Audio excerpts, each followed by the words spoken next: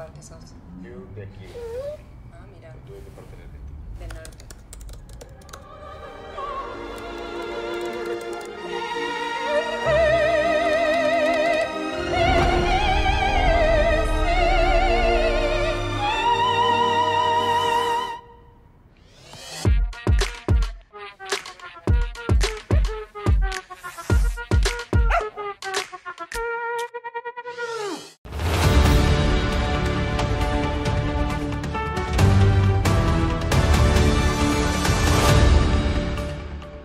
Komið sæl og velkomin í Spursmál þennan ágæta föstudag. Við munum fá gott fólk hér í myndvél til þess að ræða stærstu fréttir vikunnar, en þær sem hafa risið hæst eru án efa þær sem tengjast kjarasamningum sem undirritaðir voru í gær milli breiðfylkingarinnar, sem reyndar minnkaði dálítið á síðustu vikum eftir að VR klauf sig út úr samstarfinu, og Samtaka atvinnulífsins. Þetta boðar auðvitað mikil tíðindi fyrir okkur í íslensku efnahagslífi og margt sem bendir til þess að samningarnir séu hóflegir og líklegir til þess að geta dregið hér úr stöðugu verðbólgu ástandi. Hins vegar sjáum við líka að aðgerðir ríkisstjórnarinnar eru mjög bólgnar. Þær eru metnar á 80 milljarða næstu 4 árin og munu auka mjög við millifærslukerfin í almannatryggingum með ýmsum hætti, og það verður fróðlegt að sjá hvernig þetta verður útfært og tekið fyrir í þinginu á næstu vikum. Við óskum þessu fólki góðs gengis og vonum að VR og opinberi markaðurinn muni fylgja í sömu spor og að hægt verða að koma á frið á vinnumarkaði sem að margir hafa verið að bíða eftir. En það eru önnur stór mál sem að við höfum verið að fjalla og munum fjalla hér á eftir. Það eru útlendingamálin. Það var mikil uppákoma í þinginu fyrir vikunni þegar að einn af flóttamönnunum sem að hér dvelja gerði uppsteyt á þingpöllum, stökk yfir handriðið og hótaði að kasta sér yfir þingheim í eiginlegri merkingu. Mörgum varð kvælt við og vonandi verður hægt að koma þessum manni í góðra manna hendur þannig að hann geti greitt úr sínum málum. En þetta undirstrikar dálítið alvarlega hvernig þessi útlendingamál eru farin að pólarisera umræðuna. Við sjáum líka árásir á utanríkisráðherrann sem ekki eru kannski orðnar daglegt brauð, en valda því að núna verða ráðamenn í einhverjum tilvikum að búa við það að vera með öryggisverði sér við hlið. Þetta er aðstaða sem að við Íslendingar þekkjum illa og viljum ekki búa við, og vonandi verður hægt að koma málum í þann farveg að þetta verði ekki viðvarandi ástand. En það eru fleiri alvarleg mál sem að rekur á fjörur okkar Íslendinga þessi dagurinn. Fyrir vikunni var greint frá því að stór lögregluaðgerð stæði yfir og nú hefur komið í ljós að hún tengist gríðarlega umfangsmiklu vinnumansalsmáli sem að tegir sig alla leið til Víetnam. Þetta er mjög alvarlegt mál að því virðist vera og færir okkur heim sanninn það að íslensk samfélagsgerð er að breytast að mörgu leyti. Alþjóðlegir glæpahringir og glæpamenn hafa komið sér upp aðstöðu hér til þess að vinna fólki mein, og það er vonandi að íslenskar stofnanir, íslenskir ráðamenn hafi ráðundir yfir hverju, bæði til þess að koma því fólki til hjálpar sem að hér hefur verið misnotað að því virðist, en líka til þess að girða fyrir það að Íslendingar þurfa að búa við þann ófögnuð að fá til landsins fólk sem er tilbúið til þess að beita samborgara sína og samlanda því harðræði sem að hér virðist blasa við. Þau verða hér til þess að ræða fréttir vikunnar eftir örskamma stund, þau Gerður Arinbjarnar á Blöss og Felix Bergsson, leikari sem að fer fyrir Eurovision hópnum sem að mun stíga á svið í Malmö síðar á þessu ári. Fylgist þið með og ekki síður seinni hlutanum þegar Logi Einarsson og Sigmundur Davíð Gunnlaugsson munu koma og ræða hér við mig pólitíkina. Þar held ég að muni hitna allur verulega í kolunum.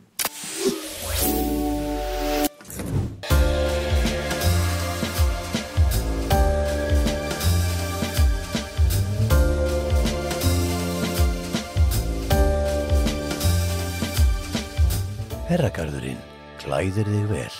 Við höfum galdrað fram algjöra snilld.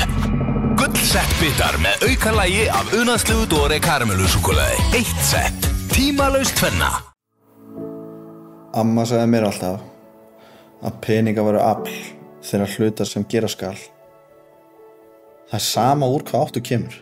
Það finna allir fyrir þessar verðbólgu og háa vaxtastigi. Og það er hundleiðilegt að fylgjast með umræðarsindum. Eins og maður þurfa að vera einhver Nóbels hagfræðingur til að átta sig á samhenginu. En stærsta kjarabótin fyrir mig kemur með minni verðbólgu og lægri vöxtum með þetta.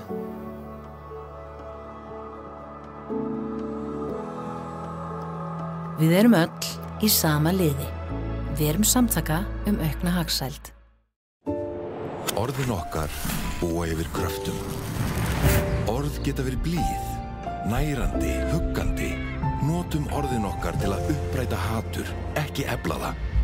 Hvernig notar þú orðin þín? Þau eru komin til mín hingað í myndver Felix Bergsson, leikari, og Gerður Arnbjarnardóttir sem er eigandi verslunarinnar Blöss. Komið sæl. Komið sæl. Gaman að sjá ykkur hér á þessum góða degi. Já, takk fyrir að fá okkur. Það eins og hefur verið síðustu vikurnar eiginlega bara frá því að við byrjum með þátt ofgnótt frétta úr öllum áttum. Síðast í gær fengum við fréttir að því að það verið búin á kjarasamningum á almennu vinnumarkaðin. Þetta ekki meðal allra stétta en stórs hluta. Verslunarfólki á þér ennþá ekki komið samning, en hvernig leist þér á niðurstöðuna? Nei, það náttúrulega bara frábæra fréttir að séu komnir samningar og það hafi náðst þessi langtíma samningar.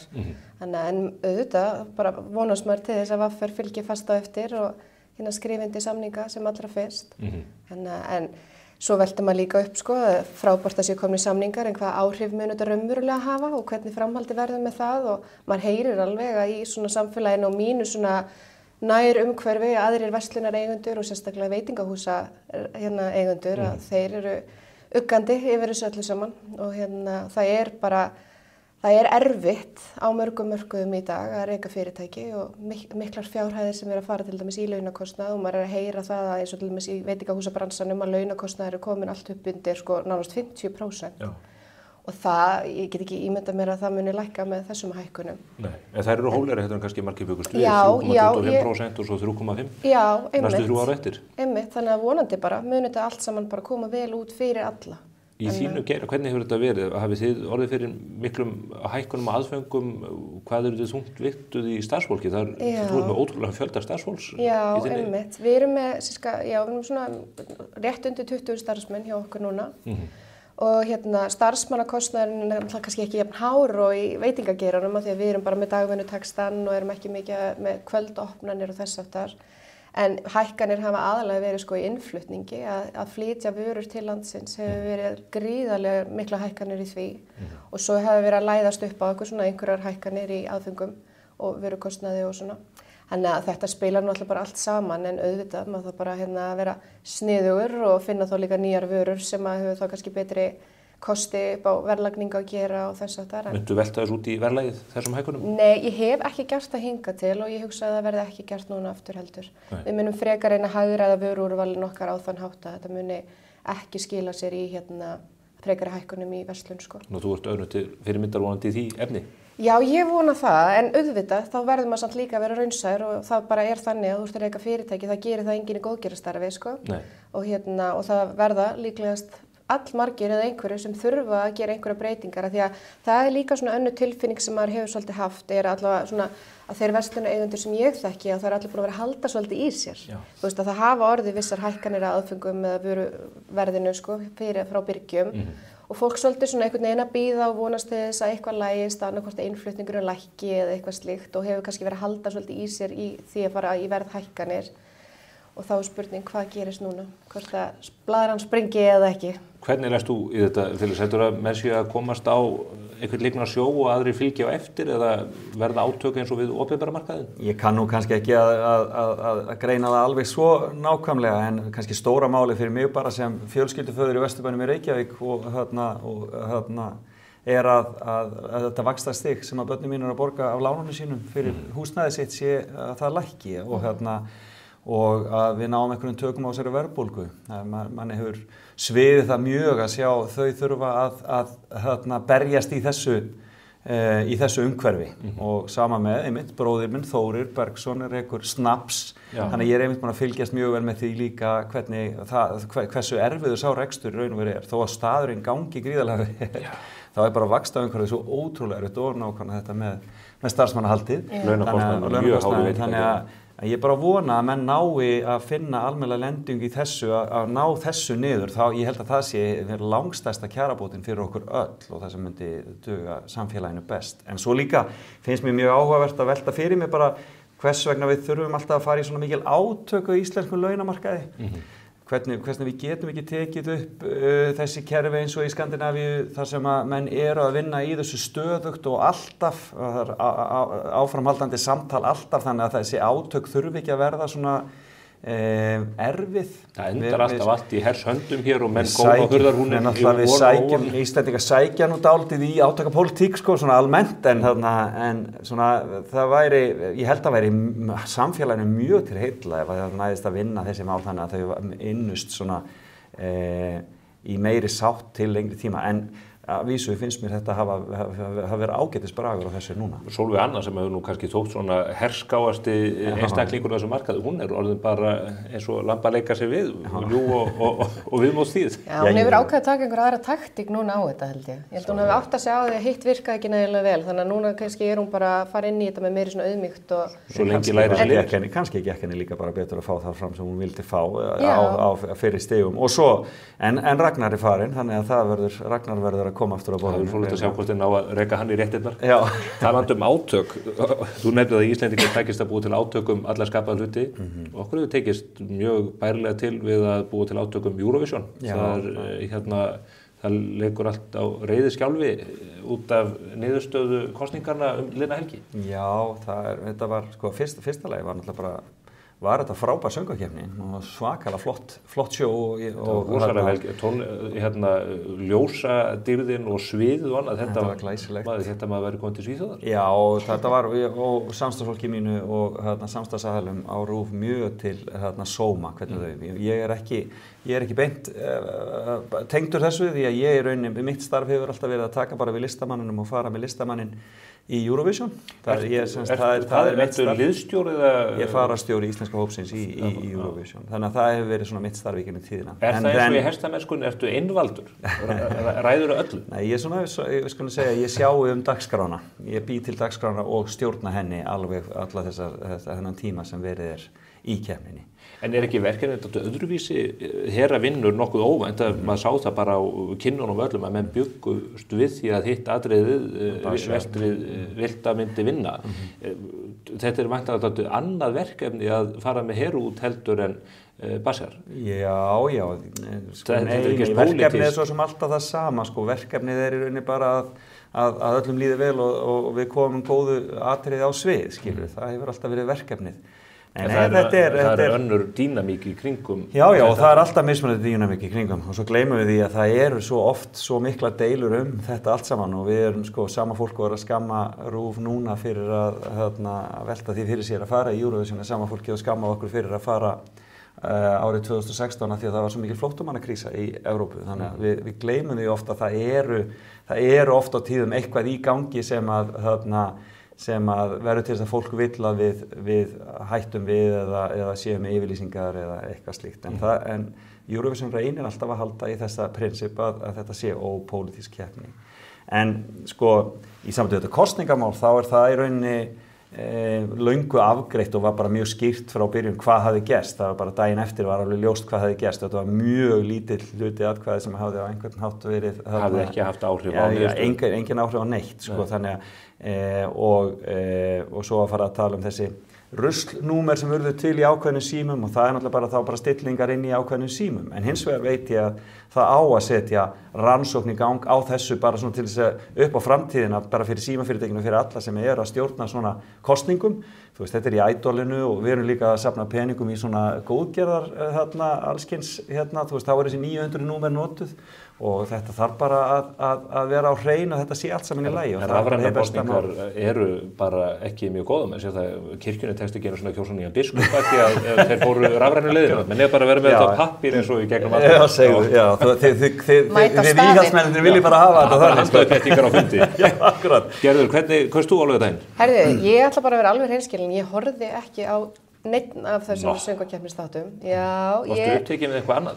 Sko, nei, en vitið, ég fór eitthvað að hugsa þetta að ég vissi að við varum að fara að ræða þetta. Ég hugsaði bara svona, vá, ég er kannski bara pínu svona eins og eitthvað lítið skilnaðabarn og ég þorði ekki að taka þátt í þessu því að ég var pínu bara eitthvað svona að reyna að vera, ég vildi ekki vera, þú veist, rugga bátnum, já. Þannig að, en svo kannski líka bara eitthvað svona, þegar það myndar svona neikvæð umræða og allir ógeðslega reiðir og eitthvað svona, að þá einhvern veginn langar mig bara svolítið að draga mig til hliðs og vera ekkert með í því. Ég er mikil, sko, Eurovision aðdáandi og hef í gegnum árin alltaf verið algjör bara stuðningsmaður og horft á keppninnar. En í ár einhvern veginn það var annar litur á og ég Þannig að átökin felldu þig frá? Já, ég ætla bara að vera alveg hreinskilin með það. En hvernig líst þér á læðinar, herru? Ég hef ekki heyrt það. Þannig að ég bara... Það bara svoleiðis? Já, það bara... Ég held að hljótin á að vera eini Íslendingur sem en ég hef ekki heyrt neitt Eurovision-lag, sko. Það var það sem að við ákvæðum þegar vorum að velja þetta í setti í dag, þá sagði ég, við skulum finna þann Íslending sem ekki búin að hlusta á lagið og hún stóð inn eftir á listanum. Já, en sko, Hera náttúrulega algjörlega frábær og bara svo geggjaður karakter og annað, þú veist, þannig að fulla trú á henni, hún átt að standa sig algjörlega frábærlega. Ég hef enga skoðun á því hver hefði átt að vinna þetta því að ég hef ekki hlusta á lögin. Það hefði alveg verið gaman að sjá hérna Basír fara út og sjá hvernig viðbröðun hefði verið, sko. En þú veist eins og þú segir, þetta er ekki pólitísk keppni og þetta hérna, já. Á ekki Hera eftir að rísa í veðbönkunum, það er mikið gert út í að svona líkur okkar á sigri hefðu minnkað með þessari niðurstöðu, en hún er mjög þekkt í þessum Eurovision heimi. Hún er það sannarlega, já það við eftir bara að sjá til hvernig það fer og svo náttúrulega við bara eftir að sjá hvað gerist núna næstu daga. Það er ekki búið að ganga frá þessu máli, þetta er ekki endanlega klárað. Þannig að við höfum sagt að við gefum okkur þann tíma sem þarf, eða RÚV hefur sagt að það gefur sér þann tíma, en það er ekki víst að hún fær út fyrir okkur. Það er ekki búið að klára það mál, þannig að það er bara... það ekki samt bara eitthvað svona látaleikur til að búa til eitthvað? Ok. En það eru aðrir sem svara þá líka bara fyrir það er þá sko framkvæmdastjóri söngvakeppninnar og útvarpsstjóri sem eru með það mál á sínu borði. Og svo erum við hinn þá bara tilbúin að stökkvast af við það. Erst þú með plan A og B? Já, það má eiginlega segja það. Og C. Já. Og C. En talandi önnur plön, fyrir það nú ekki alveg ástæðulausu sem að ég fæði í setti núna, þó að við höfum nú lengi haft það á stefnuskránni, en þitt nafn hefur verið talsveit mikið í umræðunni, en aðalega eiginmanns þíns, Baldur Þórhallssonar. Það er stór hópur fólk sem er að skora á ykkur að bjóða ykkur fram, eða hann bjóði sig fram og það er þannig með hjóna, þau gera þetta í sameiningu þegar þetta embætti er að ræða. Liggur þér niðurstaða? Ertu til í að lýsa yfir frambúði Baldurs hér í settin í dag? Nei, það er ég nú ekki tilbúin að gera því að við í rauninni erum bara að daldið ennþá bara átt okkur á þessu öllu saman og á dauða mínum 8. júní, þann 1. janúar, þannig að þetta yrði staðan á þessum tímapunkti. En við erum bara að hlusta eins og við höfum sagt. Við erum í rauninni bara, ef það fólk er bara að leita til okkur og við erum að hlusta og við verðum bara að gefa okkur aðeins tíma til þess. Hvað segir hjartað þér á þessum tímapunkti? Hjartað segir bara, það er bara yfirfullt af þakklæti og einhvern veginn, svona einhvern veginn dálítil undrun en mjög miklu þakklæti fyrir hvað fólk hefur verið dásamlegt, sko. Og ég, eins og ég segi, í fullir einlægni þá bara er þetta að koma okkur algjörlega í opna skjöldu. Þannig að við tökum eitt skref í einu þessu og veltum þessu fyrir okkur, við lofum að hugsa málið. Fyrir 8 árum þá sögðum við bara strax, þá fór svona eitthvað að stað og þá strax lófum við út á borðinu, voru jafnvel dónalegi við einhver og hlófum bara þegar fólk spurði okkur að þessu. En að þessu sinni ákvaðum við vera ekki dónalegir og bara segja fólki já takk fyrir og við skulum bara hugsa málið.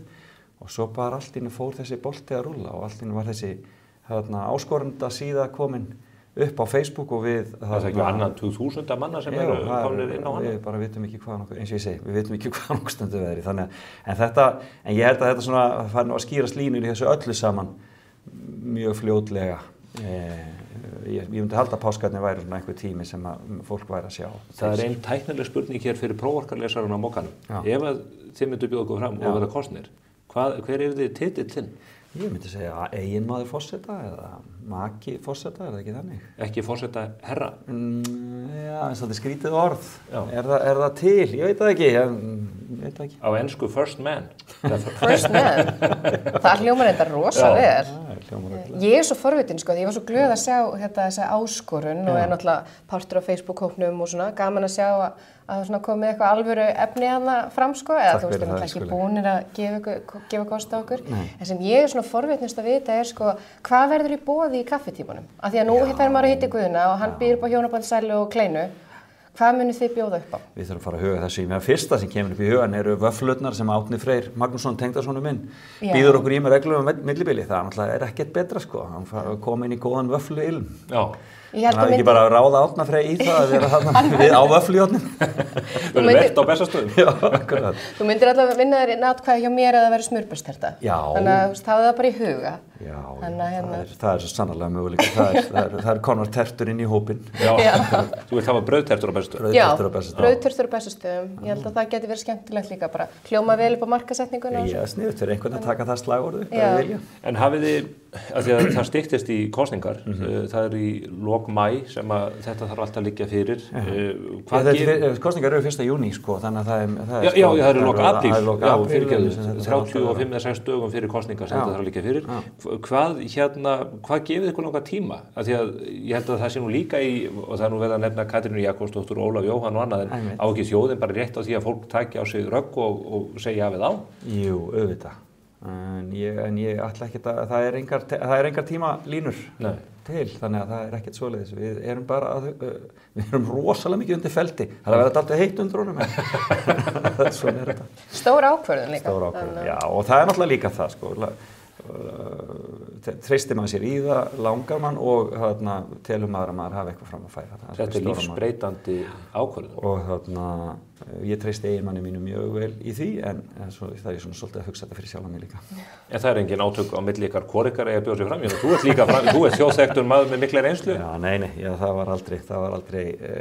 það hefur aldrei komið upp sem sérstakt umræðuefni. Nei. Svo þetta þekkjum við dæmi að hjón bjóði sig fram reyndar á sig tíma, eins og Bill og Hillary. Eitt þarf ekki útilokað annað. Já, kannski á Elísa eftir að stökkva fram hér á síðustu metrunum. Það væri gaman. Já, þú meinar það. En þú hefur gert garðinn frægan á ýmsum sviðum, situr nú í stjórn Ölgerðarinnar og hefur verið valin markaðsmanneski ársins ár eftir ár. Áttu ekki bara upp með að bjóða fram og vinna þessar kosningar og öflugri markaðsherferð? Herðu, ég held að það myndi ekki ganga eftir. Ég er hvorki með háskólagráðun í aldur til að bjóða mig fram. Það er bara svoleiðis. Já, ég held að aldurinn sé nú kannski meira issue heldur en háskólagráðun. Já, ég er ekki svona krafa það að við komum til sér með háskólagráðun. Nei, það er séns, þannig að við getum bara endurskoðað þetta á næsta ári þegar ég hef náð aldrei. Er ekki 36 ára? 35? Já, 35, já, ég er ekki orðin 35. Hvenær verður 35? September, þannig að ég missi af. Já, heyrðu, þú rétt missir af þessu. Já, þetta er sorglegt, ég veit, það eru allir miður sín, eða ekki? Þjóðin á bömmir. Já, þjóðin eru bömmir, en maður bara endurskoðar þetta eftir 4 ár. Þannig að þegar ákallið kemur.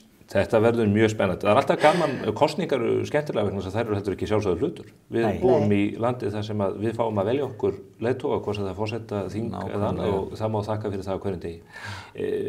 Annað alvarlegra mál sem kom upp í vikunni, það var uppistand eiginlega á Alþingi þegar að maður frá Írak gerði hrópa þingmannum og olli því að þingfundur leystist upp. Birgir Ármannsson, forseti þingsins, hélt nú reyndar rósinn og hélt bara áfram að slá í Íslandsklukkuna. Við erum að sjá fleiri og fleiri dæmi af svona uppákomum, hvort sem það eru langvarandi mótmæli á Austurvelli, þessi uppákomi í þinginu. Bjarni Benediktsson hefur nú orðið fyrir 2 árásum á fundum innan Háskóla Íslands. Eru við að horfa upp á breytt þjóðfélag? Nei, það held ég nú ekki svona, ég held að sé nú ekki svona dramatískt og ég held að það sé nú ekkert sko eins og ég sagði áðan, við erum ansi fljót að gleyma, skilurðu, eins og við vorum að tala um Eurovisioni, að fólk er alltaf að mótmæla einhverju, skilurðu, en alvarlegum atburðum auðvitað, en aðalega að við getum, það sem manni finnst óþægilegt er að við getum ekki haft samfélag okkar áfram svona opið eins og það hefur alltaf verið, ef við þurfum að fara að vera með öryggisgæslu fyrir fólk og annað slíkt. Utanríkisráðherrann er komið með lífverði. Já, og það er bara, það er kannski framtíðarmúsík en það er samt sem áður, það er svona svolítið leitt að sjá það kannski, það gerast. Við eigum að geta rætt málin án þess að vera að henda einhverju dóti hvert í annað með ógnandi tilburði. Og með ógnandi tilburði. En við munum bara líka eftir búsáhaldabyltingunni og því sem gekk á þá, ég menna það ef við erum að tala skilurðu, þannig að þetta er bara eitthvað sem hefur og svo kannski nær það ró, skilurðu, þegar ró er næst, þegar búið er að komast að niðurstöðu, það er mikið uppnám í kringum útlendingamálinu í augnablikinu. Heldurðu við náum ró í þeim málum? Já, ég treysti okkar stjórnmálafólki mjög vel og ég er viss að þau eftir að finna út úr þeim hlutum og ég er alveg sannfærður um það, að það verður næst einhver sátt þau mál. Við verðum að treysta því að það gerist, það er ekki hægt að hafa það endalaust svona. Gerður, hvernig strjúka þessi mál þér þegar þú horfir á þetta sem bara atvinnurekandi og Íslendingur? Já, einmitt. Já, ég nú alveg sammála því sem félags að segja að það náttúrulega leiðilegt þegar maður sér svona mál koma upp og það þarf mögulega að fara að herða á einhvers konar löggæslu eða öryggisatriðum og fleira því að maður vill einhvern veginn alltaf halda í að við búum hérna á litla saklausa Íslandi og maður hefur heyrt það í gegnum árin að það sé færast meiri harka í það sem í gangi gagnvart lögreglunni og fleira og fólk fara að nota vopn og eitthvað slíkt sko. Þannig og það kannski vekur upp svona pínu óhug en á sama tíma eins og þú segir líka, maður svona vonar að þetta eigi eftir að ná einhverjum farveg og eins og með útlendingamálin að þau munu nú leysast og það er kannski líka einmitt svona ekstra álag þar núna út af miklum hræringum í Evrópu almennt. Já, nákvæmlega. Það er stríð í Evrópu og það er alltaf hrikalegt ástand fyrir botni Miðjarðarhafs. En það tegir sig víðar bara þessi uppákoma með Víetnamanna sem hafa verið hér í þrældómi og mansali. Þetta eru svo ógeðslega mál að maður á eiginlega ekki til orð til að lýsa því. Já, en þá er svo gott að það sé samstaða og samvinna. Ég er bara að drífa Snædal að skrifa um þetta væri bara í rauninni árangur þess að þau eru búin að vera að vinna mjög alveg frá því hún var forseti ASÍ var verið að vinna mjög ákveðið að taka þessi mansalsmál alvarlega. Ég held við höfum ekkert endilega tekið þau alvarlega í gegnum tíðina. En það er bara alvarlegt út að vera sig að þau séu til staðar í rauninni, skilur við, en það er svo gott að það sé þá, við vitum það að það sé verið að taka, þetta er bara eins og hún Sigríður lögreglustjóri er að taka heimilisofbeldismálin alvarlega og það er bara sett á dagskrá og þá næst árangur, skilur. Það er bara stóra málið og þannig að ég alveg óháð þjóðerni og hverjir það voru, það bara að það sé verið að taka á mansalsmálum fólk sem býr á Íslandi er bara mjög stórt mál og ber bara í raunin að fagna því. Mér langar til að spyrja ykkur, það er svona kvikindisleg spurning sem að ég reyndar oft notast við hér, það er svona fréttir komandi viku, hvernig þið teljið landi liggja, þið eru bæði í störfum sem að þess að þið þurfum að horfa oft langt fram í tíman og gera plön. Hver verður stóra fréttin í næstu viku? Sko, já, ég var eitthvað aðeins búin að hugsa þetta. Ég gerir ráð fyrir að stóra fréttin í næstu vikur verður náttúrulega kosningar kjarasamningana, hvernig það mun allt saman fara og vonandi kemur risafrétt að VR hafi skrifað undir eða sé búin að ná samkomulagi. Svo kannski heyrist eitthvað að forsetaframboði hinum megin hjá vinum mínum. Já, að leysa frá skjóðinu loksins, kom undan feldinum. Kom eitthvað, það væri rosa gott reyndar ef þið myndi gera þetta í næstu viku því þá hef ég rétt fyrir mér. Já. Þannig að ef við getum bara samið það. Já, hér og nú. Hún reyndist samspá. Já, það er ég svona spámaður Íslands. Þannig að, en þetta verður, já, áhugavert að sjá hvað kemur upp úr þessu öllu en ég held að, já, kjarasamningar og forsetaframboð verður svona það stærsta í vikunni. Stóra málið. Já. Er hún samspá? Þú getur haft áhrif á fréttir næstu viku. Þú getur haft áhrif, já. Ég óttast mest að það verði eldgos.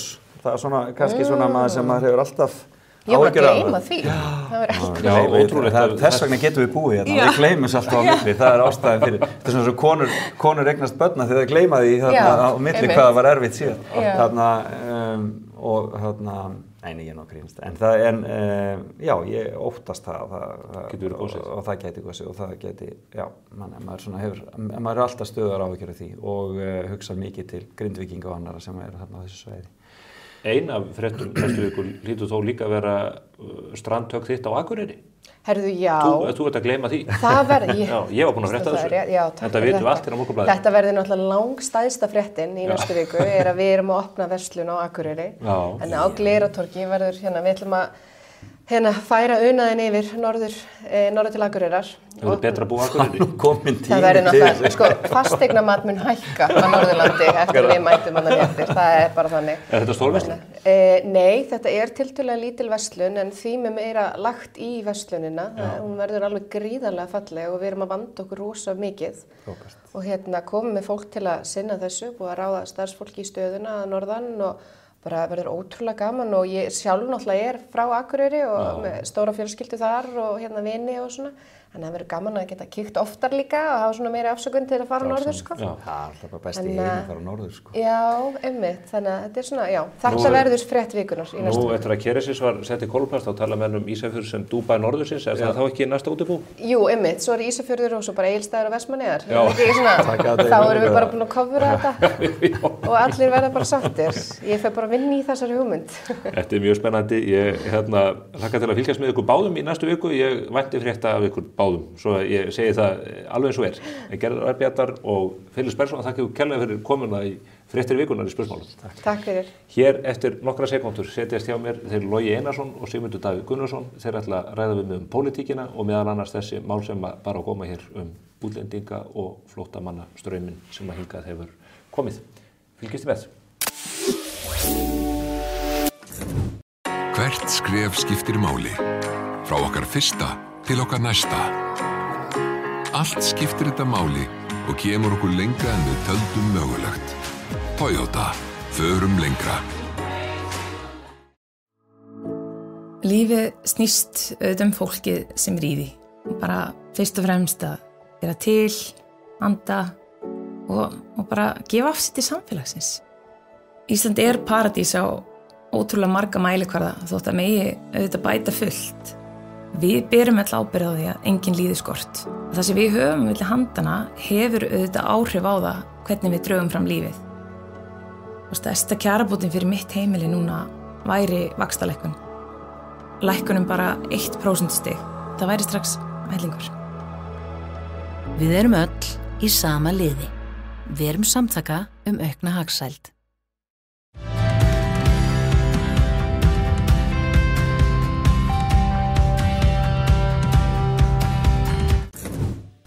Þeir eru komin hingað til mín í myndver Sigmundur Davíð Gunnarsson, formaður Miðflokksins og Logi Einarsson, alþingismaður Samfylkingarinnar og fyrrum formaður þess ágæta flokks. Við ætlum að ræða hér stöðuna á stjórnarheimilinu og í pólitíkin almennt. Velkomnir, báðu tveir. Já, takk. Takk fyrir. Mér langar, ég var nú búin að bóða ykkur hingað áður en að ljóst var það væru komnir á kjarasamningar milli hlutabreiðfylkingarinnar og Samtaka atvinnulífsins. Hvernig horfir þetta við ykkur svona núna þegar að ríkir að setjast og við horfum á samningin sem slíkan? Sko ég held að það sé alveg ástæðs að óska samningsaðilum beggja vegna borðsins breiðfylkingunni og Samtökum atvinnulífsins til hamingju með að fara svona á hófsaman og skynsamlegan hátt. Þetta er að mörgu leyti nálgun sem við jafnaðarmenn höfum talað fyrir. Það að gera hófsamar launakröfur en styrkja tilfærslukerfi. Þetta eru lægri prósentuhækkun og reyndar prósentuhækkun. Maður einhvern veginn hélt alltaf að það yrði samið bara krónutöluhækkanir eins og Sólveig Anna og fleiri þau talaðu. Já, en í samningum þá þurfa menn ofta að gera málamiðlanir en það er áhugavert að ríkisstjórnin að koma með húsaleigubætur, vaxtabóta auka, barnabætur, hækkun á fæðingarorlofi. Fríar skólamáltíðir? Já, þetta eru nákvæmlega sömu tölur sem nákvæmlega sömu hlutir og við höfum talað fyrir í okkar kjarapökkum síðustu 2 árin. Það sem auðvitað áhyggjuefni og gera að verkum að það ekki hægt að fagna strax. Það auðvitað á meðan að við sjáum ekki hvernig útgjaldatillögur ríkisstjórnarinnar eru fjármagnaðar. Þá eru þær ekki til þess fallnar að slá á verðbólgu og lækka vexti. Þannig að ég held að stýrivextanefnd Seðlabankans þurfi að sjá aðeins á spilin hjá ríkisstjórninni áður en að þau ákveða sig hvað þau gera. Maður horfði á þennan blaðamannafund í gær, Katrín Jakobsdóttir kom og talaði, svo Þórdís Kolbrúns og Sigurður Ingi og svo formaður Samtaka íslenskra sveitarfélaga. Er ekki bara verið að ríkisvæða kjarasamningagerðina á markaðnum? Ég ætla nú samt að óska aðilum vinnumarkaðarins, afsakið orðbragðið, til hamingju með þessa niðurstöðu. Þetta var taktískur sigur hjá þeim að geta nýtt sér vandræðagang ríkisstjórnarinnar og löngun forsætisráðherrans til þess að ná einum snúningi á Sjálfstæðisflokkinn, gera samninga til langs tíma, tiltölulega, og láta ríkið taka reikningin. Það er auðvitað að semja þannig. Já, og þeir skynjuðu þessar aðstæður og nýttu þær og ég held að forsætisráðherrann hafi nú kannski ýtt undir það með því að mæta og segja, heyrðu, eru þið búin að biðja þetta? Heldur hún hafi verið gerandi í því andrúmslofti? Það held ég. Og það sem hún hafði ekki náð fram í stjórnarsamstarfinu, sá sér þarna leik á borði að láta verkalýðshreyfinguna það og atvinnurekendur auðvitað til í að láta ríkið borga. Þannig að ég held hún hafi laumað þessu að þeim og svo stilt í rauninni samstarfsflokknum upp við vegg einu sinni sem oftar. Sko þetta er alveg möguleg skýring og ég get að hluta til tekið undir hana. Sko þegar ég tala að þessi aðgerðapakki ríkisstjórnar rými ágætlega við það sem við tölum þá viljum við auðvitað sjá það hins vegar í framtíðinni að þessi langtíma aðgerðir þannig að það þurfi ekki að fara út í of harkalegar kjara viðræður vegna þess að í rauninni séum með það gott tilfærslukerfi að það vegi upp á móti sko stjórnlausum launahækkunum. En þetta sýnir einmitt eins og Sigmundur að draga fram ógöngurnar sem við erum í með þessari ríkisstjórn. Af því að við erum hvorki með hægri stjórn sem getur þá haft bara mjög afgerandi aðgerðir á sínu borði og keyrt þar fram og við erum heldur ekki með vinstri stjórn eða félagshyggjustjórn sem getur gert það sama. Við erum með þessa breiðu fylkingu þvert yfir miðjuna eins og þetta var svo kallað til þess að ná fram einhverjum pólitísku stöðuleika og þau hafa vissulega setið föst í 7 ár en síðustu 5 árin hafa þau bara ekki verið að gera neitt. Eitraður kokteil? Já, allavega kokteil sem að býr til algjört kyrrstöðu ástand. Þetta kokteil sem að þú myndir ekki vilja drekka? Nei, ég held að þetta sé á mörguleiti ekki skynsamlegt að nálgast stjórnmála þennan hátt.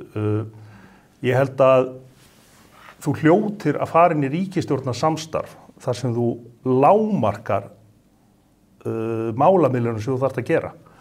Þau voru bókstaflega hámarkaðir. Já, algjörlega og þetta var aldrei gæfulegt. Þegar að ríkisstjórnin var kynnt til sögunar þá sagði menni sig að formaður Sjálfstæðisflokksins að þetta væri ekki ríkisstjórn stór pólitísk áherslaatriði, heldur ríkisstjórn stöðuleika. En afleiðingin hefur náttúrulega orðið óstöðuleiki á öllum sviðum. En þó hefur það verið ábyrjandi að mínum mati að vinstri grænir virðast vera svona harðgerðari jurt, ef svo má segja, heldur nútíma sjálfstæðismaðurinn. Og þeir hafa tróðið í gegn hinum ýmsu dellumálum sínum, sérstökum áhugamálum. Þó að forsætisráðherrann hafi nú ekki náði fram að heimila fóstureyðingar alveg fram að fæðingu eins og hún lýsti yfir að væri æskilegast. En alls konar svona sérvisku áhugamál VG hafa komist í gegn á meðan að Sjálfstæðisflokkurinn hefur látið teima sig áfram og segja sér aftur og aftur þið fáið einhvað þegar framlíða stundir. En hefur Sjálfstæðisflokkurinn ekki fengið eitthvað að sínu dellumálum í gegn líka? Sjálfstæðisflokkurinn? Já. Sem ég mann eftir, en þeir, kannski finnst þeim það bara fínt, þetta er náttúrulega breyttur flokkur frá því sem áður var og það eru all mörg ár síðan ég fór að tala að Sjálfstæðisflokkurinn væri orðin eins og Samfylkingin var kannski 2007, en nú er Sjálfstæðisflokkurinn bara orðin eins og Samfylkingin er núna og sést allar munur á þessum flokkum á flestum sviðum, helsti munurinn þó sá að Kristrún Frostadóttir boðar aukna skattahækkanir, en aukna skattahækkanir eftir kosningar. Sjálfstæðisflokkurinn segist ekki vilja skattahækkanir og keyrir á rútu, flautið eða vilja lægri skatta, en hefur hins vegar gert eitthvað allt annað. Hækkað og hækkað skatta og tekið inn þessi nýju Evrópugjöldöll og svo framvegis. Ég meina þegar talað er að Samfylkingin boði skattahækkanir eftir næstu kosningar, þá er það hluta til rétt að ef þú ætlar að spenna útgjaldaraman endalaust, ef þú ætlar að borga fyrir atvikin í Grindavík og bæta svo við framlaginu núna inn í kjarasamningana, þá þarftu að sýna aðhald á tekjuhliðinu og mæta þeim einhverjum hætti. Þetta er stórkostlegur frasi, aðhald á tekjuhliðinu. Þú getur gert það með tvennum hætti.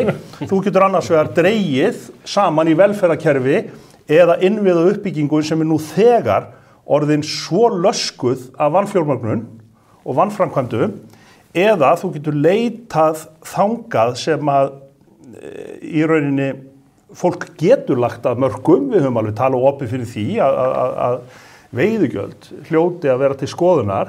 Við höfum talað fyrir því að bankar geti lagt meira að mörkum. Ef ekki veiðigjöldin að leysa allt, þegar ég hlusta ykkur og ég veist að það skiptir ekki máli hvað útgjaldabæki er nefndur að veiðigjöldin er að taka það. Alls ekki. En hvað er núverandi fjármálaráðherra að tala þegar kemur að fjármögnun á þessum 80 milljörðum? Hún er að tala að Þetta eru 20 milljarðar ári og ríkissjóður er rekinn með fjárlögum frá ykkur í þinginu með gegndarlausu tapi ár eftir ár og sér ekki fyrir hendan á því. Já, ég meina það hefur nú aukist í tíð þessara ríkisstjórnar án þess að sóttar hafi verið tekjur. Þannig að það þýðir ekkert að sakast okkur Sigmund það. Ég segið þið ekki bara eins og Steingrún Hermannsson forðum daga, við tökum bara lán. Er það ekki lausnin? Það hefur raunin. Já. En við erum bara heiðarlega með það að það er svo leið sem hún getur ekki farið. Ég meina Sigmundur, ég tek undir með Sigmundi að það er þó réttara að gera það þá bara með aðhaldi og niðurskurði En ég tel að það sé bara ekki fær leið þegar þú ert með velferðarkerfi, heilbrigðiskerfi, samgöngur og ég get haldið svona áfram. Heldur það sé ekki hægt að fara betur með peninga ríkisins? Jú, það er örugglega hægt að fara betur með peninga ríkisins en eins og Þórdís Kolbrún, fjármálaráðherra, segir núna, hún mun ekki ná þessum 20 milljörðum á ári bara með einhver lítilsháttar hagræðingu innan stofnana, vegna þess að það tekur líka tíma. En eitt sem mig langar til að spyrja ykkur út í, Katrín Jakobsdóttir, hún mætti þarna og flutti okkur þennan gleði boðskap og eitt fagnaðareinindi var það að það verður að fjölga bótaþegum 10.000 í barnabótakerfinu. Er það verkefni stjórnmálamanna að fjölga bótaþegum og þeim sem eru upp á tilfærslur frá ríkinu komnir? Eiga stjórnmálamennir ekki að koma með tillögur að því hvernig fólk geti lifað á eigin sjálfsaflafé? Jú, þarna kannski greinir okkur eitthvað aðeins á, sko. Ef þú ert með 2 einstaklinga, þú ert annars vegar með bara einhleypan mann eða konu sem að fær x krónur í laun og svo ertu með annan á sama vinnustað sem að jafnvel einstæður eða einstæð með 2 börn, með sömu krónutölu í launahækkun. Þetta er tímabundi ástand að ala upp börn og það er skynsamlegt að beita tilfærslukerfi eins og barnabótum til þess að jafna kjör þeirra til þess einmitt að fá ekki það ástand á markanum að þarf að hækka launin hjá báðum aðilunum. En væri ekki miklu betra að launin væru þannig að fólk geti lifað að þessu? Ég býst við því að taka úr einu vasu og setja í annan? Ég býst við því að atvinnulífið myndi svara því þannig að þessi leið sem er verið að reyna núna, hún er ódýrari líka fyrir atvinnulífið, hún getur byggt upp meiri verðmætasköpun, hún er skynsamlegri til lengri tíma. Viljið þið fjölga bótaþegum? Sko, fyrst smá orðskýring fyrir það sem að heima sitja. Aðhald á tekjuhliðinni er nýyrði eða nýlenska samfylkingarinnar og þýðir skattahækkanir. Þeir eru alveg ótrúlega því hvernig þeir náðu að finna upp ný orð yfir hlutina til að láta það hljóma betur. Inngilding í stað aðlögunar. Akkurat, og allt þetta. En sko, varðandi bæturnar og þessa kjarasamninga, þá er náttúrulega í rauninni að verulega leyti verið að láta almenning borga eigin kjarabætur. Þó að margir ímyndi sér að ríkissjóður sé einhvað treð þar sem að spretta peningar sem hægt er að nota endalaust, en við höfum nú aldrei séð á undanförnum árum hvað aukin útgjöld ríkisins geta haft mikil áhrif á verðbólguna og þar á leiðandi vexti og þar á leiðandi þann kostnað sem að lendir á heimilunum. Þannig að verulega leyti verið að láta heimilin borga eigin kjarabætur. En hvað bótakerfið varðar, þá er smá fyrst mér blæbrigðamunur á íslensku samfylkingunni og krötunum til dæmis í Svíþjóð. Þar var áherslan að allir ættu í raun að vera á bótum. Því að þetta var eitt samfélag og þeir tekjuhæri, þær ættu líka að fá sínar húsabætur og barnabætur og vaxtabætur og allt þetta. En hjá samfylkingunni þá er þetta, og mörgum vinstriflokkum hér, þá er þetta notað til þess að rétta hlut þeirra sem að eru á lægri tekjum og allt í lagi með það þangað til þú kemur að vandanum sem ég sá að það er byggt inn í þetta kerfi mjög neikvæður hvati. Það er verið að refsa þér fyrir að vinna meira, búa til meiri verðmæti, leggja þetta mörkum. Því það er allt tekið af þér. Þú missir þessar bætur, með tekjutengingu bótana. Með allir þessari tekjutengingu. Og þetta kann að hljóma sko, sanngjarnt, en þetta býr ekki til hvata fyrir fólk, vinnandi fólk, sem að vill koma sér upp húsnæði, vill sjá fjölskyldu sinni farborða með vinnusemi og framtakssemi. Þannig að þetta er mjög letjandi fyrirkomulag eins og það er hér á Íslandi fyrir efnahagsvöxt og samfélagið. Ég heldur reyndar að barnabætur séu nokkuð þekktar mjög víða í okkar heimslunda og þær eru skynsamlegar. Við erum bara að sjá það að við höfum fullt í fangi með því að fá fólk til að búa til börn yfirleitt. Og þetta er bara mjög stutt tímabil í ævinni þó það er allt í lagi að nota þetta kerfi til þess að jafna stöðu þeirra sem eiga börn og eiga ekki börn. En er ekki ósannlegt logi að fólk fari að búa til börna því að skoðar bótakerfi hjá opinbera? Jú, ég er nú ekki að halda því fram að það sé ykkur brjálæðislega hröðfylgni þar á milli. En það sem ég er að meina er að sko ég sem er búin að ala upp mín börn hef há laun, ég sé ekki ofsjónum yfir því þó við notum eitthvað að sameiginlegu fé skattborgarana til þess einhvern veginn að rétta hlut tímabundi þeirra sem eru að því sem ég búið. Við erum reynda líka að nota sameiginlegt fyrir skattborgarna til að borga launin ykkar. Já, það er alveg rétt. Og ég ekki andsnúin barnabót sem aldeilis ekki, og það gott að hafa hvata til þess að fólk geti eignast börn og helst sem flest. En gallin í kerfinu hér eru þessi jaðaráhrif sem að þýða jafnvel að fólk, atvinnulaust fólk sér sér gendilega hagi því að fá vinnu. Þetta búið að ganga það langt. Það hjartalega sammálaðir í að jaðaráhrif tenginga, og við sjáum þetta nú sérstaklega kannski með aldraða og öryrkja. Það auðvitað kapitúlist út af fyrir sig og við þurfum einhvern veginn að vinda ofan af því. Þetta orðin oftæknileg og leiðileg umræða fyrir föstudag. Þannig að við skulum venda hvað okkar í kross, við ætlum að ræða útlendingamál sem að hafa þetta bara tröllriði pólitíkinni núna síðustu mánuði og náðu einhvern veginn nýjum hæðum eftir að Bjarni Benediktsson steig fast í jarðar í tengslu við tjaldbúðir á Austurvelli sem að hafðu gert mörgum gramt í geði. Hvernig metið þið stöðuna inn í þinginu og stöðu þessa málaflokks? Ég spyr bara vegna þess að það kom mér mjög óvart þegar Kristrún Frostadóttir formaður ykkar steig inn í umræðuna og virtist að mörgu leyti taka undir þau sjónarmið sem að Miðflokkur og Sjálfstæðisflokkur eru nú að tala fyrir. Sko, ég hef alveg talað fyrir því í langan tíma að sú aðferð sem var notuð 2016, þar sem allir flokkar komið saman og mótuðu heildstæða útlendingalöggjöf. Það upprunni vandans, þessi hræðilega útlendingalöggjöf. Það væri í rauninni eitthvað sem ætti að viðhafa. Endurtaka? Já, sko, 2017... Þetta var alveg afleitt, sko, og við búið að búa til vandan sem stöndum frammi fyrir núna. Nei, einmitt ekki. Haustið 2017, þegar það voru kosið eftir stutta ríkisstjórnarsetu einhverju flokka, þá sammæltust formenn allra flokka á þingi nema Sjálfstæðisflokksins það að gera þetta að forgangsmáli að bæta úr þeim vanköntum sem voru á lögunum frá 2016. Það hefur ekkert gerst í þeim málum lengi vel. Við höfum svo séð í rauninni mjög erfiðar og vondar birtingarmyndir kerfisins. Það óskilvirkt, það ómannúðlegt. En af hverju var þá ákvörðunin frá 2016 góð? Fyrsta kerfið eins og þú lýsir. Ég segi að þetta eina leiðin til þess að vinna að úrbótum í svona málaflokkur. Reyndist ræðilega. Í staðin fyrir að gera þetta átakamálum. Sjálfstæðisflokkurinn hefur verið við völd í 10 ár, stjórna þessum málaflokki í 10 ár og ber ábyrgð á því að kostnaðurinn orðinn allt of mikill. En kvartar undan því að hafa ekki komið í gegn breytingum sem að þeir hafa kallað eftir og þú talar þessar breytingar sem að menn vildu gera á kerfinu 2016. Hvað gefur okkur fyrirheit það að fyrst þetta mistókst í breiðu samstarfi flokkana 2016 að það myndi ganga betur núna í mars 2024? Ég ímynda mér að segja allavega betri nálgun heldur en skilur að vera með ríkisstjórn sem hvað með 37-8 þingmenn.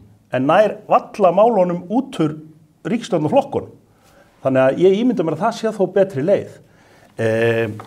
Það En ef þið náðu ekki út úr ríkisstjórnarflokkunum þar sem eru 3 saman, hvaða líkur á því að menn myndi ná skynsamlegri niðurstöðu ætla síðan að blanda Pírötunum af öllum inn í þetta eða ykkur eða Miðflokki? Þorgerður Katrín, formaður Viðreisnar, hún óskaði eftir því fyrir hálfu ári síðan að þetta yrði sett inn í einhvern þverpólitískan samráðsvettvang.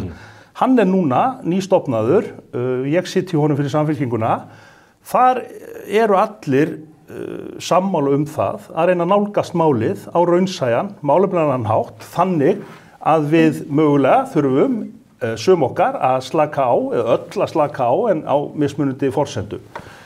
Tökum eftir því að þegar máli fór í gegn síðasta vor, það var ekki málþóf. Við vissulega greiddum ekki atkvæði með málinu, en við tókum ekki þátt í umræðunum umfram það sem bara eðlilegt. En af hverju greiddu ekki atkvæði með því? Vegna þess að það voru ýmsir hlutir þarna inni sem við vorum bara ekki sammála og þannig það í stjórnmálum. Við í minnihlutanum berum heldur ekki ábyrgð á meirihlutanum. Þegar að myndaðar eru ríkisstjórnir sem hafa þennan ofboðslega meirihluta. En hvað viljið þið gera nú? Þessi mál í algjörum ólestri. Kostnaðurinn komin algjörlega böndunum. Almenningur í Íslandi brjálaður út í pólitíkina fyrir hvernig á þessu hefur verið haldið. Hvað viljið þið gera til þess að koma skikkjað á þetta og friði í landinu þessu mál? Við viljum skoða leiðir sem að gera Hvaða leiðir viljið þið fara?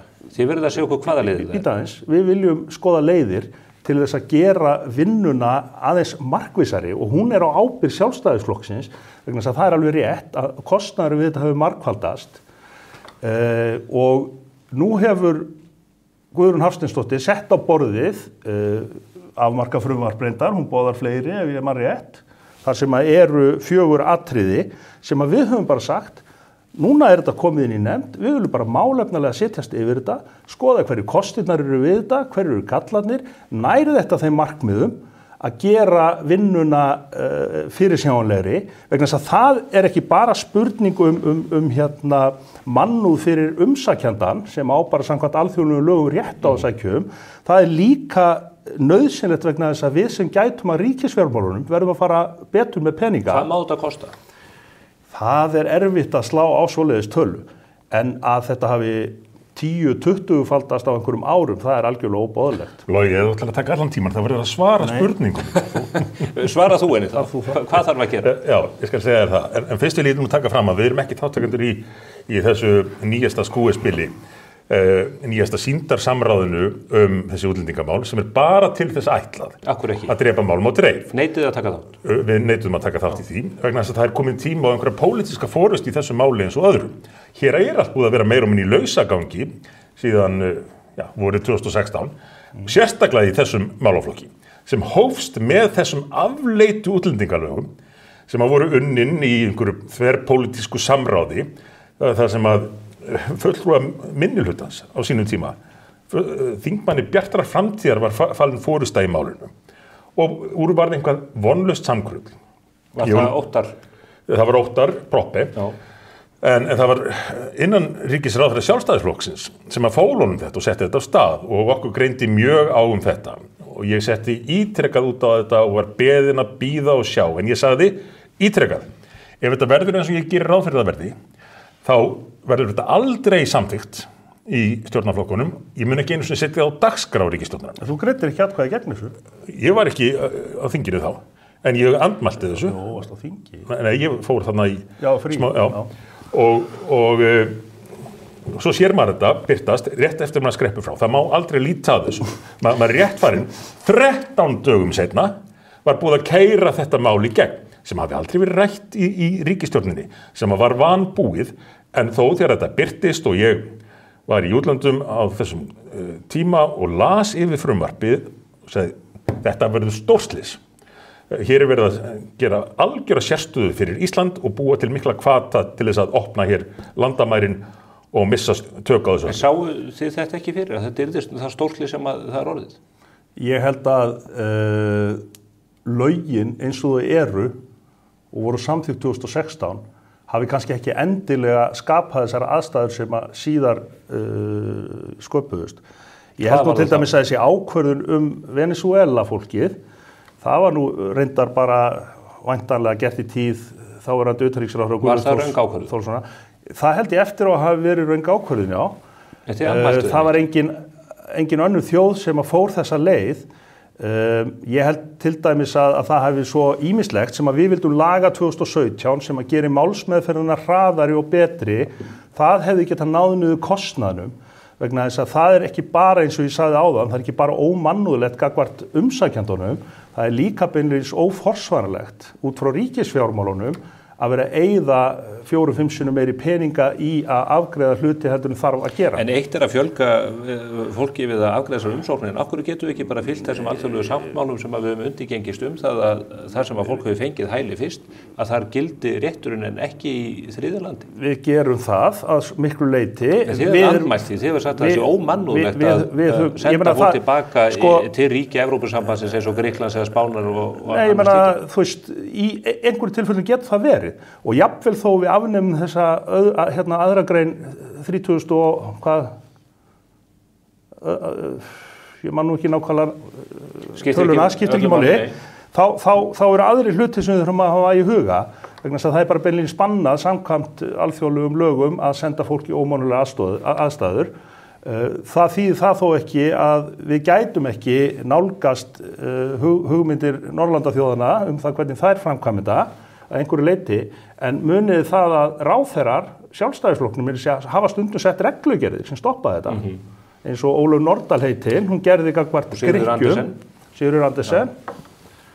En má ég það spyrja Logi, fordæmiru enn afstöðu danskra jafnaðarmanna í málaflokknum? Sko, ég held að þeir sem að lásu og fóru yfir það stefnuplagg sem að Mette setti fram. Við erum að vísa í forsætisráðherra Samfylkingarinnar dönsku sem að vinnur stórsigur í dönsku kosningunum fyrir 5 árum. Ég er að tala um hann líka. Já. Þeir sem að lásu... Ég er að útskýra fyrir áhorfendum. Þeir sem lásu það stefnuplagg, þeir átta sig á því að það var ýmislegt þar sem hefur einu sinni ratað inn í umræðuna hér í íslensku stjórnmálum. Það voru til dæmis hugmyndir það að setja á fót búðir í Afríkuríki og geyma fólki þar. Það hefur nú komið í ljós bara samkvæmt breska hæstaréttinum að það stenst ekki mannúðarlög. Það er alveg mjög ólíklegt að Mannréttindadómstóll Evrópu myndi samþykkja slíkt. Það voru svoleiðis hlutir sem ég var að gagnrýna. Það var líka talað með mjög ónærgætnum hætti fólk sem væri ekki af vestrænum uppruna og það er bara orðalag sem ég gat ekki sætt mig við. En þau gera það enn, þau hafa til þess tekið sem að skýrslu sem sýna að það fer eftir því hvaðan fólk kemur í heiminu, hversu mikil atvinnuþátttaka er og annað og Danir. Þannig að ég held að ég efast að meira sér sjálfstæðisflokkurinn myndi vilja taka ómengaða þá stefnu upp. Þannig að þú fordæmir ennþá hluta af stefnu? Hluta af stefnu hennar, já. Það hefur komin í hluta af stefnunni. En málið með þessu útlendingamáli er að stjórnmálamenn hér á Íslandi og aðrir í umræðinni, flestir, ekki allir auðvitað, virðast einfaldlega ekki gera sér grein fyrir eðli og umfangi þessa vanda. Þetta er miklu stærri vandi en langflestir hafa gert sér grein fyrir og eðlið er líka ólíkt. Hér er enn verið að tala, eins og þessi 1989 einhverja fjölmenningu og alls konar svona frasar. Þegar að það regluverk, alþjóðaregluverk sem að unnið eftir var sett upp úr seinni heimsstyrjöld 1950-51 til dæmis flóttamannasáttmáli Sameinuðu þjóðanna, þá miðaði hann að því að taka tímabundið á vanda þar sem væri stríð og fólk gæti fært sig yfir í nágrannaríkin og beðið þar í öryggi. Nú er þetta gjörbreytt. Fólk er farið að ferðast heiminn á miklu auðveldari háttin áður, en það er líka búið að byggja upp gríðarlega mikla glæpastarfsemi í kringum smygl á fólki.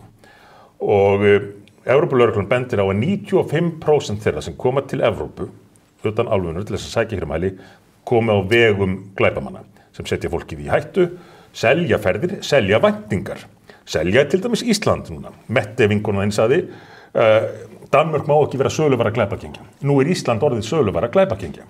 Og það er ekki bara í hælisleitendamálunum eins og við sjáum dæmi núna, það er líka verið að misnota þær heimildir sem eru til þess að taka fólk inn á sérstökum forsendum af því að vanti vinnuafl. Þú ert að vísa meðal annars í þetta nýja mál með Víetnamanna sem að búið að fara illa með. Já, ég er meðal annars að vísa í það og við höfum hort upp á þetta gerast án þess að bregðast við, þrátt fyrir að það sé augljóst að við getum ekki lengur látið eins og það sé árið 1950 þegar að það er bara orðið skipulögð starfsemi að selja fólki væntingar lífskjör í Evrópu og ekki hvað síst núna á Íslandi, þar sem við höfum algjörlega tekið fram úr öllum hinum Norðurlöndunum sem að hafa að einhverju leyti gert sér grein fyrir vandanum, lært af eigin reynslu. Okkur virðist vera fyrirmunað að læra af reynslu þeirra. Þess vegna eru 20-falt fleiri hælisumsóknir á Íslandi en í Danmörku hlutfallslega, sem er ótrúlega staðreynd, en hún á sínar skýringar og þær skýringar eru svo stefna sem íslensk stjórnvöld hafa rekið og aðgerðaleysi íslenska stjórnvalda. Þessi hluti sem að Sigmundur kemur inn á sem að þarf auðvitað að taka bara mjög alvarlega, það sem hefur verið að misnota fólk og þetta mansal sem við erum að sjá bara birtast hér í íslensku veruleika. Þetta auðvitað bætum við ekki eingöngu með því að fókusera á hælisleitendakerfið og alls ekki þar einmitt. Ég meina, hvað höfum við séð með til dæmis íslenska lögreglu á síðustu 10-15 árum? Ég held að færri lögregluþjónar núna heldur voru 2008. Það er minna fé sett í lögregluna per mann á núvirði. En hafið þið stutt tillögur til dæmis það að efla möguleika lögregluna til að fylgjast með alþjóðlegri glæpastarfsemi? Það hefur verið lög fram frumvörp þarum. Já. Og menn hafa ekki komið slíkri löggjöf í gegnum þingið. Nei. Hverjir ber ábyrgð á því? Já, ég meina ríkisstjórnin ber augljóslega ábyrgð á því að koma ekki sínum málum í gegn, en leiðum mér að klára. En ykkur ber skylda til þess að styðja mál er það ekki sem efla löggæsluna? Okkur ber ekki skylda til að efla hvaða mál sem eru, Stefán. Sko í fyrsta lagi, þá náttúrulega grunnatriðið. Er ekki augljóst að lögregluna þarf að styrkja til þess gagnvart alþjóðlegri glæpastarfsemi? Jú, má ég klára. Ég sé augljóst að það er að efla til muna almenna löggæslu. Það er ekki almenn löggæsla sem að tekur á alþjóðlegum glæpum. Nei, það þarf að gera það vegna þess að menn sem er ætlað að vera í alls konar sérstörfum eru að sinna almennum störfum. Það er nú það fyrsta. Við getum ekki séð lögregluna grotna niður. Í öðru lagi þá er sjálfsagt og Samfylkingin har aldrei sett sig upp á móti því að auka heimildir lögreglu og möguleika til að taka á móti alþjóðlegri brotastarfsemi. Hins vegar er það bara hlutarins eðli inn í þinginu að við getum tekist á hvernig það er gert og hvernig það er útfært. Ég hef til dæmis ekki ennþá fengið skýringu á því af hverju að lögregla þarf til dómara til þess að sækja ýmis leyfi ef að tilefni er til grunns. En í nýjum lögum þá getur lögreglan ákveðið upp á sitt einsdæmi þó ekkert tilefni sé til. Dómarar eru hér allt land, þeir eru á vakt allan sólarhringinn, alla daga ársins, það tekur innan við sólarhring fyrir þá að kveða upp úr þetta. 90% tilfella er þetta heimilað. Það er vegna þess að lögreglan hefur byggt hlutin vel þegar hún kemur inn. Þetta lítur líka heimildum sem að gera þeim kleift að fá upplýsingar frá alþjóðlegum lögreglustofnunum. Við höfum ekki sett okkur upp á móti því að það eru fundnar leiðir til þess. Alls ekki. Tíminn líður hratt hjá okkur. Hvað getur, Guðrún Hafsteinsdóttir, dómsmálaráðherra, hefur komið hingað sæti til okkar og Bjarni Benediktsson líka utanríkisráðherra og þau hafa nefnt tölur það hversu mörgum flóttamönnum sé hægt að taka á móti á Íslandi. Og ég held að það sé heiðarlega hvert almenningi í landinu að veita fólki skýrsvönu það. Bjarni segir 100, Guðrún segir 500. Já, þau eru greinilega ósammála það. Nei, þetta sýnir vandan í hnotskurn. Hvað heldur þú Íslensk samfélag, íslenskir innviðir, geti tekið á móti mörgum flóttamönnum hér á ári? Ertu reiðubúin að svara því? Ég bara get ekki svara því vegna þess að ég hef bara Hver á að svara því? Já, sko, það er náttúrulega fyrst og fremst kannski stjórnvalda og ráðherra að leggja fram gögn sem að gera okkur kleift að svara þessari spurningu. Við höfum gögnin, við höfum kostnaðinn, við höfum fjöldan, við höfum sveitarfélögin sem að segjast vera að kikna undan þessu. Við höfum ekki þau gögn sem þurfa að liggja til grundvallar til að segja hvaða tala það er sem við bara þurfum að taka á móti til dæmis vegna alþjóðlegra skuldbindinga. Við höfum það nú fyrir það fyrsta ekki. Ég held hins vegar að Guðrún Hafsteinsdóttir næri þessu. 500. Hvað getur við tekið á móti mörgum? Hvað má þetta kosta? Mér finnst mjög einkennilegt að vera hérna með 2 alþingismenn að ræða þennan málaflokk, almenningur að hlusta og þau eru engu nær það hvaða ramma þið viljið setja. Ef ég fengi þess að tjá mig, þá get ég upplýst fólk eitthvað. Gjörðu svo vel. Já, þakka þér fyrir. Ég ger mig grein fyrir það að þú hefur lagt mikið á því við að fá svör frá Loga, en við sjáum hvernig þetta verður ef Samfylkingin tekur við. Þetta heldur bara áfram undir stjórnlaust kerfis. 500 er fráleit tala mínum að því. Enda viðurkenndi Guðrún hefði bara svona gripað lausu lofti. En hún er eins og lýsandi fyrir það hversu óstjórnin er og mikil að því menn eru farin að sjá 5.000, þá segir kannski 500 í samanburði við það sé betra. 50 væri miklu nærlagi. Á árunum 1995 til 2019, frá 95 þegar að lögin tóku gildi kvótaflóttamenn, þá tóku við 24 á ári að meðaltali. 24 kvótaflóttamönnum. Og það var fjallað í blöðunum og það var tekið vel á móti fólkinu og það var aðlagað, það fikk húsnæði og svo framvegis. Með stór hættulegum og fráleitum lögum sem að við Miðflokknum börðumst einir gegn sem svo kallega samræmda móttöku. Eiga núna mörg þúsund manns á ári rétt á því sama og 24 höfðu rétt á áður en að... Er það ekki vegna alþjóðlegra skuldbindinga? Það er ekki vegna alþjóðlegra skuldbindinga. 24 voru kvótaflóttamenn, sko. Það er vegna, hvað sér 24 kvótaflóttamenn, já. Og svo voru nánast engir aðrir. Það voru nánast engir aðrir lengst af því að Ísland er eyja í Norður Atlantshafi og menn komu ekki beint til Íslands heldur í gegnum önnur lönd. Það er nú aftur að fara að nota Dyflinnarreglugerðina og annað það sem að gerði okkur kleift að hafa stjórn á okkar eigin landamærum. En nú er þetta orðið algjörlega stjórnlaust. Það voru samþykkt þessi lög og blessaði sjálfstæðismennirnir. Eins og við reyndum nú að útskýra fyrir þeim þegar þeir voru með litlu útlendingafrumvarp í sitt manstu sem var alltaf þynnt út í hvert skipti og voru búin að leggja það fram 5 sinnum og það var frumvarp Jóns Gunnarssonar upphálega Sigríðar Andersen en var svo ekkert svipur hjá Sjóna því að þeir þyntu það stöðugt út og þeir taka þennan slag með Framsóknarflokknum sem að þá var með málið og VG þessa samræmdu móttöku og við reyndum útskýra fyrir þeim hvað það að gera? Ætlið þið að setja stóran rauðan hring Ísland sem áfangastað og gera að enn meiri söluvöru án þess að VG hleypi í gegn litla málun ykkar. Þá kom allt svarið, ég hef búið að lofa okkur í sko að ef við afgreiðum þetta þá far okkar mál í gegn. Svo þetta gekk það aldrei eftir nema í lokinu þá gerður enn eina útþynninguna tók út mikilvægasta atrið sem eftir var og þá leyfði VG þeim að klára það í þinginu. Og nú erum við komin með litla útlendingafrumvarp sitt númer 2 og hvernig fór með það? Hér var blásið til blaðamannafundar. Heildaráætlun í útlendingamálum. Ríkisstjórnin hefur náð saman aðgerðir til þess að taka á þessu ástandi. Svo var þetta eingöngu einhvern þeir eru ekki saman. Nei. Svo var þetta bara óskalisti Vinstri grænna á nokkrum blaðsíðum og svo kom í lokin, svo ætlum við að klára þetta mál sem Sjálfstæðisflokkurinn er búin að vera að bögglast með undanfarin ár. Hvað gerist leið og búið að samþykkja þessa heildaráætlun? Þá mætir þingflokksformaður, fyrst frestar þingflokkur VG í afgreiða þetta, svo mætir þingflokksformaður VG í þingi og þeir, nei, við getum ekki samþykkt þetta óbreytt. Hversu lengi ætlar Sjálfstæðisflokkurinn að láta draga sig á asnaeyrunum í þessu máli? Og það er ekki nóg með það, því að stundum hef ég áhyggjur af því að hann bara hafi ekki nóg miklar áhyggjur af þessu. Þetta var, þessi útlendingalög eru til undir forystu Sjálfstæðisflokksins 2016. Sjálfstæðisflokkurinn tók þátt í þessari samræmdu móttöku. Sjálfstæðisflokkurinn hélt landsfund síðast, þar sem að nokkrir vaskir menn reyndu að koma smá viti inn í útlendingastefnuna. Málið var tekið aftur inn í sal eins og að hætti Evrópusambandsins til þess að fá rétta niðurstöðu. Allar tillögurnar þeirra felldar.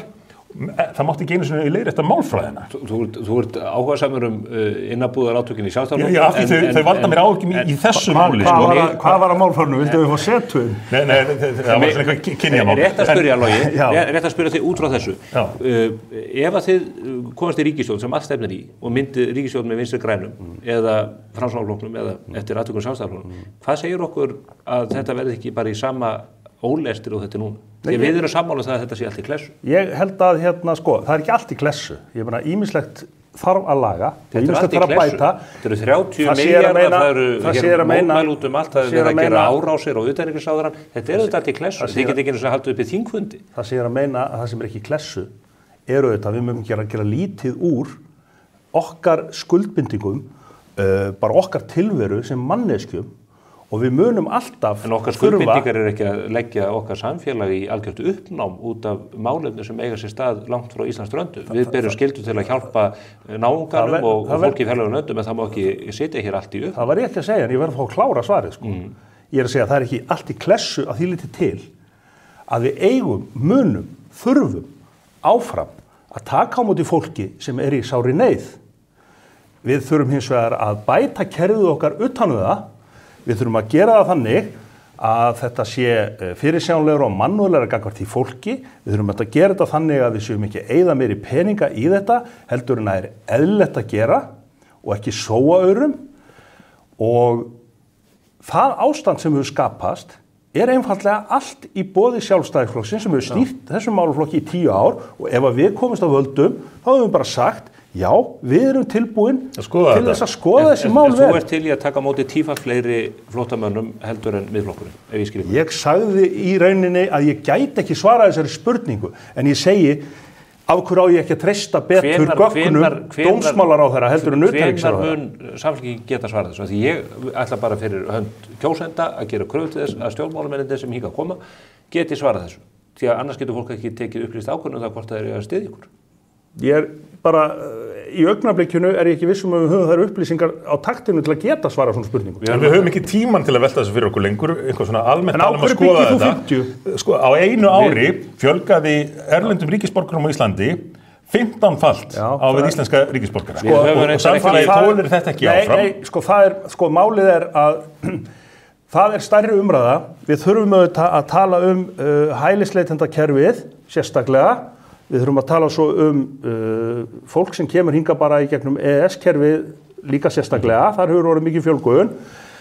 Rót vandast þar að hér hafa innviðir drabbast niður á síðustu 10-15 árum pluss að ríkisstjórnin sjálf hefur hvatt til og lagt upp atvinnustefnu sem gera það verkum að við þurfum og höfum þurft að fá þetta fólk inn.